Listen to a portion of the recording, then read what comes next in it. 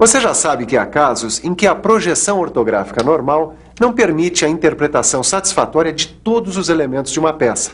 Nesses casos, é necessário lançar mão de recursos que você já aprendeu aqui, em teleaulas passadas. Por exemplo, você aprendeu a interpretar vistas auxiliares, lembra? Aprendeu também a ler e interpretar um desenho com projeção com rotação. Portanto, você já conhece alguns tipos especiais de projeção ortográfica. Mas às vezes, dependendo das características da peça, nem as vistas auxiliares, nem a projeção com rotação mostram com clareza todos os elementos que se quer analisar. E aí, como é que fica? Bom, é justamente isso o que você vai ver na teleaula de hoje. Na teleaula de hoje, você vai conhecer outros tipos especiais de projeção ortográfica. As vistas especiais, as vistas localizadas e as vistas parciais. Fala, Caio. Boa, Danilo, tudo bom? Tudo bem. O que é que você manda dessa vez? Vim te incomodar um pouquinho. Eu tô com uns probleminhas no desenho aqui, queria que você desse uma olhada pra mim. Imagina incomodar. Você sabe que eu adoro resolver problema. E aí, o que é que tem com esse desenho? Dá só uma olhada. É esse desenho aqui que está dando problema? Bom, parece uma boa perspectiva. Na verdade, não é bem a perspectiva, mas as vistas ortográficas. Já estou entendendo. Tá vendo só? Eu imaginei as vistas ortográficas normais, mas alguns elementos estão aparecendo deformados. Estão dificultando a interpretação da peça. É verdade. Além disso, alguns elementos estão representados pelas linhas para arestas e contornos não visíveis. Está mesmo um desenho bem confuso para se interpretar. Eu não vejo jeito, é uma peça complicada. Projeção com rotação não dá, porque os elementos não estão associados a um eixo. E a face oblíqua está ligada à base por uma nervura. Isso dificulta a representação da vista auxiliar. Acontece que o caso aqui é para outro tipo de projeção ortográfica. É um recurso chamado vista especial. Vista especial? Exatamente, vista especial. E tem justamente esse nome por ser um tipo especial de projeção, utilizado em casos especiais. Como é o caso dessa peça aqui que eu vou mostrar para vocês. Dá só uma olhada. Observe bem essa peça representada em perspectiva. Você notou que as faces da peça são paralelas aos planos de projeção? Apesar disso, a interpretação de seus elementos em projeção ortográfica normal fica bastante prejudicada. Veja só, preste bastante atenção na projeção do plano lateral direito. Você viu como a interpretação não fica clara? É justamente para facilitar a representação de peças como esta que é necessário recorrer a um outro tipo especial de projeção ortográfica. Nesse tipo de projeção, nós imaginamos o observador numa posição que lhe permita ver diretamente os elementos a serem representados. Mas eu acho que falando fica difícil entender, é melhor mostrar. É pra já. Imagine a mesma peça e os planos vertical, horizontal e lateral direito. Agora vamos chamar de A a posição da qual o observador vê a parte lateral direita. Veja a projeção desta parte no plano lateral direito. Nesse caso, os elementos da parte lateral direita, visíveis ao observador, são representados no plano lateral direito pela linha para arestas e contornos visíveis. Agora imagine o observador vendo a parte lateral esquerda da peça da posição B, na direção indicada pela seta. Esta parte da peça vai ser projetada no plano lateral esquerdo. E agora, os elementos da parte lateral esquerda estão visíveis ao observador, representados pela linha para arestas e contornos visíveis. Agora imagine que os dois planos laterais foram rebatidos. Veja que a face projetada no sentido de observação da seta A deu origem à vista de A. E a face projetada no sentido de observação da seta B deu origem à vista de B. A vista de A e a vista de B são duas vistas especiais. Repare que é bem mais fácil analisar os elementos da peça do que numa representação com vista lateral normal. Nesta representação com vistas especiais, não é necessária a vista superior, porque as demais vistas já possuem as informações necessárias para a execução da peça. Seria bom mostrar como ficaria esse desenho com a vista frontal em corte. É mesmo. Mas dá mais uma olhada nesse desenho aqui. Veja, nas vistas de A e de B, os elementos aparecem representados pela linha para arestas e contornos visíveis. Isso foi possível pela mudança da posição do observador em relação às faces projetadas. Mas para simplificar ainda mais o desenho técnico, evitando as linhas para arestas e contornos não visíveis, podemos representar a vista frontal em corte. As extremidades inferiores das vistas de A e de B foram suprimidas. As linhas de ruptura indicam o lugar onde foi feita a supressão. As setas e as letras que indicam a posição e direção de onde foram projetadas as vistas são mantidas no desenho técnico definitivo. Quer dizer então que para identificar as vistas especiais é só colocar a expressão vista D, seguida de letra correspondente, ou A, B, C? Exatamente. E na representação em projeção ortográfica especial, as vistas aparecem dispostas no local mais conveniente para sua interpretação. E agora, sabendo dessas coisas, dá para imaginar como ficaria essa peça com vistas especiais? Acho que dá. Vamos pensar um pouco? Vamos pensar um pouco. Olha só, as vistas representadas ficam apenas três: a vista frontal, a vista de A e a vista de B. Olha só, na vista frontal aparece representada uma seção de nervura. A vista de A mostra em verdadeira grandeza os elementos visíveis da face oblíqua da peça e a nervura, representada pela linha para arestas e contornos não visíveis. Já a vista de B mostra claramente os elementos da face inferior do modelo vistos de baixo. Na vista de B, foi suprimida a representação por linhas tracejadas da face oblíqua da peça. Não há necessidade de mostrar a face oblíqua nesta vista, porque ela aparece claramente na vista de A. Muito bem. Acho que deu para entender bem para que servem as vistas especiais, e elas realmente ajudam bastante.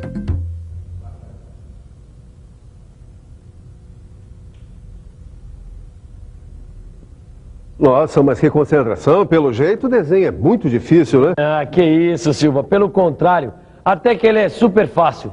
Dá uma olhada nos desenhos. Ah, é mesmo muito fácil. Uma peça cilíndrica com rasgo de chaveta. Ela é tão simples que nem foi necessário representar 3 vistas para imaginar sua forma. Olha só com 2 dá para ter a noção exata do que é essa peça. Mas não dá para formar uma ideia exata do rasgo da chaveta. Certo, entendi o seu problema. Quando isso ocorre, a gente lança a mão de um recurso chamado vista localizada. Vista localizada? É uma forma de representação especial. Você usa as vistas localizadas quando precisa realçar somente um elemento da peça, como é o caso desse rasgo de chaveta. Mas como é que eu represento essa vista localizada, Silva? É simples. Olha só essa vista ortográfica. O que você deve fazer é imaginar o observador em uma posição que lhe permita ver o rasgo de chaveta sem deformação. Em seguida, imagine o rebatimento desse elemento próximo à vista principal. Olha só, tá vendo? As vistas localizadas em geral aparecem próximas aos elementos que elas representam, e elas podem ser representadas ligadas à vista principal pelo prolongamento da linha de centro. Que legal! É simples mesmo e bem útil conforme o caso. É verdade.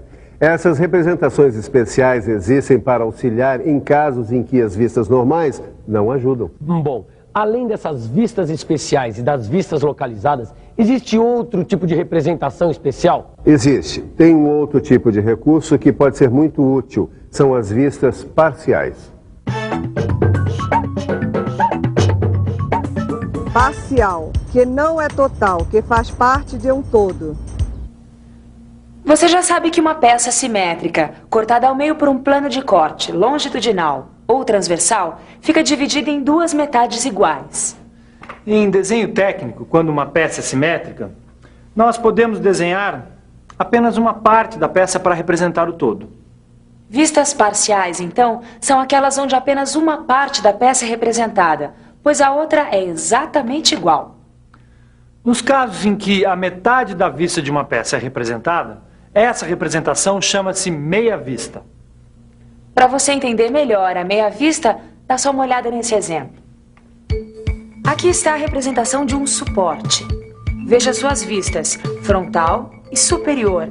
Como é uma peça simétrica, é possível economizar tempo e espaço no desenho, imaginando uma meia vista. Olhe. Aqui nós vemos 3 maneiras diferentes de representar a peça em meia vista. Você notou que nos 3 casos, a vista superior foi representada em meia vista? Na figura A vista frontal aparece representada sem corte. Apenas a metade anterior da vista superior aparece representada abaixo da vista frontal. Repare que a linha de simetria horizontal aparece delimitada por 2 traços curtos, estreitos e paralelos, perpendiculares às suas extremidades. Na figura B, a vista frontal aparece representada com corte total.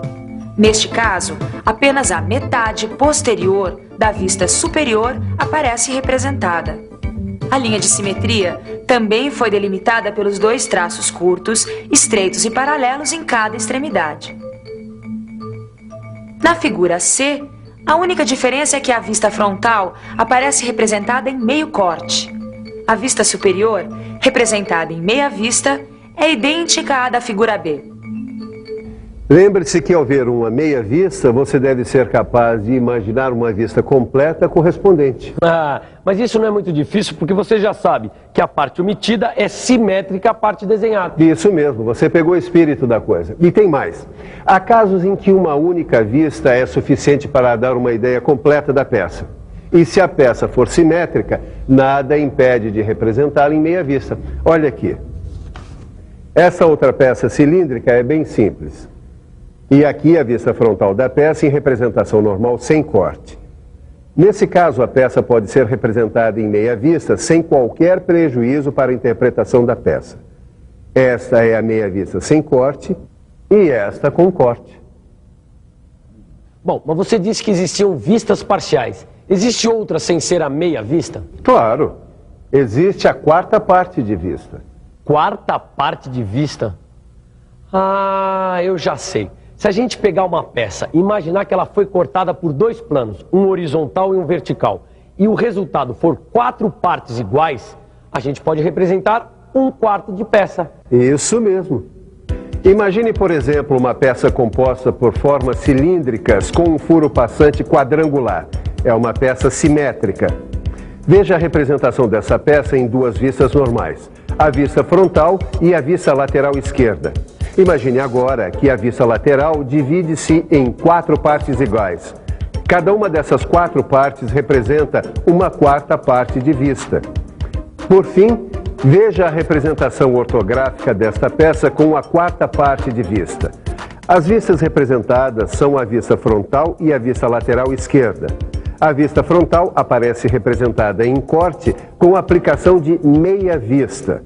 E a vista lateral esquerda aparece representada com a aplicação de 4ª parte de vista. Observe também 2 traços curtos, estreitos e paralelos nas extremidades das linhas de simetria. Quando é que a gente tem que representar uma peça com vistas parciais? Sempre que possível é bom. Tanto a representação de meia vista quanto a de 4ª parte de vista traz economia de tempo e espaço no desenho. E isso é muito bom. Isso é muito bom. Mas melhor ainda é a gente fazer uma revisãozinha de tudo que a gente viu. Você não acha? E atenção, se liga aí que é hora da revisão. Na teleaula de hoje, você viu que quando os elementos de uma peça aparecem deformados nas vistas normais, dificultando a interpretação, existem representações especiais, como a vista especial, que facilitam a leitura do desenho técnico. Aprendeu também que, além das vistas especiais, existem outros tipos de representações especiais. Uma delas é a vista localizada. Também existem as vistas parciais, utilizadas em peças simétricas e que podem ser imaginadas em meia vista ou em 4ª parte de vista. Hoje eu aprendi muitas novidades aqui com o mestre Ananias e tenho certeza que você também aprendeu. E você viu que não são coisas difíceis. O segredo é praticar. Praticar bastante os exercícios que estão no seu livro. Boa sorte e até a próxima!